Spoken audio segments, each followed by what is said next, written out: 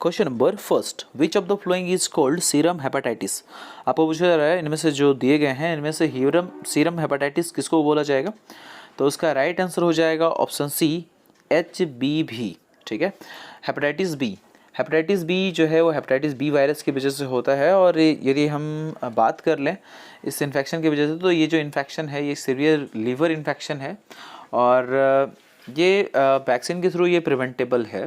और यदि हम बात कर लें कि कौन सा एंटीजन इसमें दिखता है हेपेटाइटिस बी होता है, तो HBsAg ये एंटीजन जो है वो सरफेस एंटीजन दिखेगा। ठीक है, अब यदि हम बात कर लें कि ये जो है कितने टाइम्स तक रहता है, तो यदि नॉर्मली ये 6 मंथ तक के रह सकता है। ठीक है, और यदि क्रोनिक हेपेटाइटिस यदि होगा तो इसके वजह से जो लीवर फेल्योर होने के भी चांसेस हैं, लीवर कैंसर होने के चांसेस हैं, सिरोसिस होने के चांसेस हैं और कई बार ये मतलब लाइफ थ्रेटनिंग होता है, इसकी वजह से लोगों की जान भी चली जाती है। ठीक है, तो चलिए अब नेक्स्ट क्वेश्चन देखते हैं।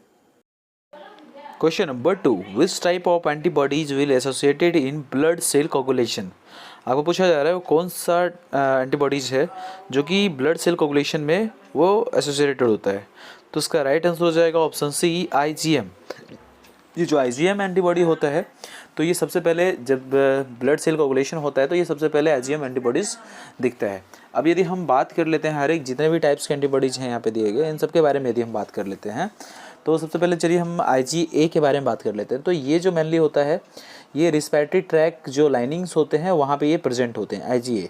ठीक है, साथ में जो डाइजेस्टिव सिस्टम होते हैं उसमें भी उसके भी लाइनिंग्स में ये प्रेजेंट होते हैं, सलाइवा में प्रेजेंट होते हैं, जो टीयर्स है उसमें IgA प्रेजेंट होता है और जो ब्रेस्ट मिल्क होता है उसके अंदर भी ये IgA प्रेजेंट होता है। ठीक है, तो कई बार इससे भी क्वेश्चन रिपीट हो सकता है, तो आपको इस बात के बारे में ख्याल में रखना है कि ये किस में ये प्रेजेंट होता है। अब यदि हम IgG के बारे में यदि हम बात करें तो this is the most common antibody. ठीक है, ये जो बहुत कॉमन एंटीबॉडी है ये ब्लड में होता है और भी जो हमारे दूसरे ब्लड बॉडी फ्लूइड हैं उसमें भी ये प्रेजेंट होगा और ये बैक्टीरियल और वायरल इन्फेक्शन से हमारे बॉडी को ये प्रोटेक्ट करता है। ठीक है, तो ये आपको बिल्कुल याद रखने हैं। चलिए अब नेक्स्ट जो हमारा है IgE है, तो IgE के बारे में यदि हम बात कर लेते हैं तो IgE एंटीबॉडी जो होता है नॉर्मली ये स्मॉल अमाउंट में हमारे ब्लड में प्रेजेंट होता है। ठीक है, और ये हायर अमाउंट में कब हो जाता है, जब बॉडी जो होता है वो कोई एलर्जी कंडीशन होता है तब। ठीक है, तब ये बहुत ज़्यादा अमाउंट में हमारे बॉडी में ये दिखना स्टार्ट हो जाता है। ठीक है, तो यदि कोई पैरासाइट का कोई इन्फेक्शन होगा तो उसके अगेंस्ट ये वर्क करता है। ठीक है, तो चलिए अब नेक्स्ट देख लेते हैं question. Question number 3, the antibody that is first formed after infection is. आपको पूछा जा रहा है वो कौन सा एंटीबॉडी जो है जो सबसे पहले इन्फेक्शन, जैसे ही इन्फेक्शन होता है उसके बाद वो फॉर्म्ड हो जाता है। तो उसका राइट आंसर हो जाएगा ऑप्शन बी, IgM। अब यदि IgM के बारे में बात किया जाए तो ये मेनली ब्लड और लिम्फ फ्लूइड में ये पाया जाता है और जैसे ही कोई न्यू इन्फेक्शन आएगा तो उसके अगेंस्ट ये फाइट करने के लिए हमारे बॉडी में ये फॉर्म्ड हो जाएगा। ठीक है, चलिए अब नेक्स्ट क्वेश्चन देखते हैं। Question number 4, antibodies in our body are produce by. अब पूछा जा रहा है जो एंटीबॉडीज़ हैं हमारे बॉडी में वो किसके द्वारा प्रोड्यूस किया जाता है। तो उसका राइट आंसर हो जाएगा ऑप्शन ए, B लिम्फोसाइट्स। ठीक है, ये लिम्फोसाइट्स जो है हमारे WBC का ही ये टाइप्स है। ठीक है, तो जो B लिम्फोसाइट्स है उसके द्वारा एंटीबॉडीज़ को प्रोड्यूस किया जाता है हमारे बॉडी में। चलिए अब नेक्स्ट क्वेश्चन देखते हैं। Question number 5, how much of globulin is present in human serum. आपको पूछा जा रहा है ह्यूमन सीरम में ग्लोबुलिन कितना प्रेजेंट होता है, इसके परसेंटेज में पूछा जा रहा है। तो उसका राइट आंसर हो जाना चाहिए, ऐसा तो होना चाहिए 4.5। यदि हम टोटल कैलकुलेट करें अल्फ़ा, बीटा और गामा ग्लोबुलिन को तो वो 4.5 हो जाएगा। तो उसके नियरेस्ट यदि हम देखते हैं तो उसका राइट आंसर हो जाना चाहिए ऑप्शन डी यानी 4%। ठीक है, अब यदि हम बात करें अल्फ़ा ग्लोबुलिन, बीटा ग्लोबुलिन और गामा ग्लोबुलिन के बारे में तो अल्फ़ा 1.5, बीटा 1.9 और गामा ग्लोबुलिन जो होता है वो 1.1% प्रेजेंट होता है। ठीक है, चलिए अब नेक्स्ट क्वेश्चन देख लेते हैं। Question number 6, the substance which act as a anti metabolites are called. आपको पूछा जा रहा है वो कौन सा सब्सटेंस है जो एक्ट करते हैं एंटी मेटाबोलाइट्स के रूप में। तो इसका राइट आंसर हो जाएगा option C, inhibitor.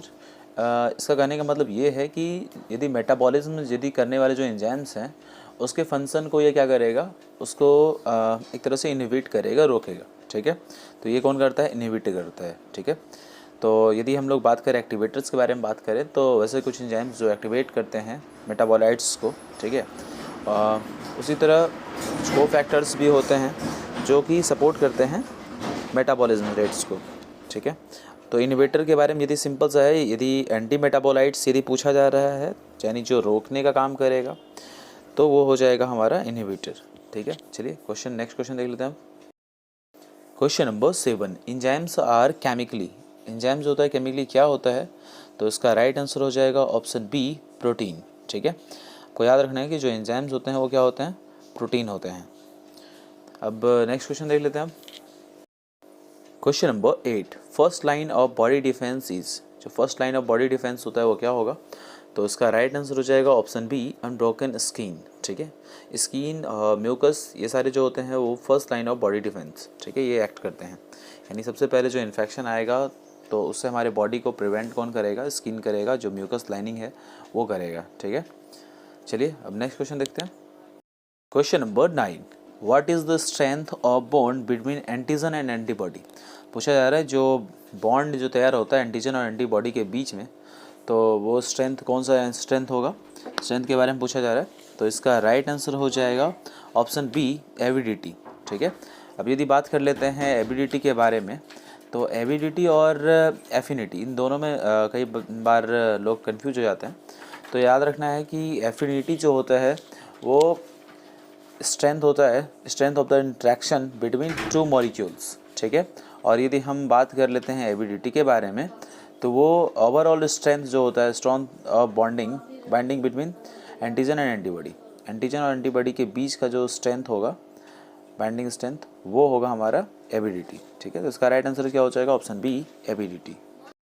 Question number 10, the major immunoglobulin present in the human serum is, अब पूछा है जो मेजर इम्यूनोग्लोबुलिन है वो कौन सा प्रेजेंट होता है हमारे ह्यूमन सीरम में, तो उसका राइट आंसर हो जाएगा ऑप्शन डी, आईजीजी, ठीक है। ये जो आईजीजी इम्यूनोग्लोबुलिन होता है ये मेजर इम्यूनोग्लोबुलिन है जो हमारे बॉडी में ह्यूमन सीरम में ये प्रेजेंट होता है, ठीक है।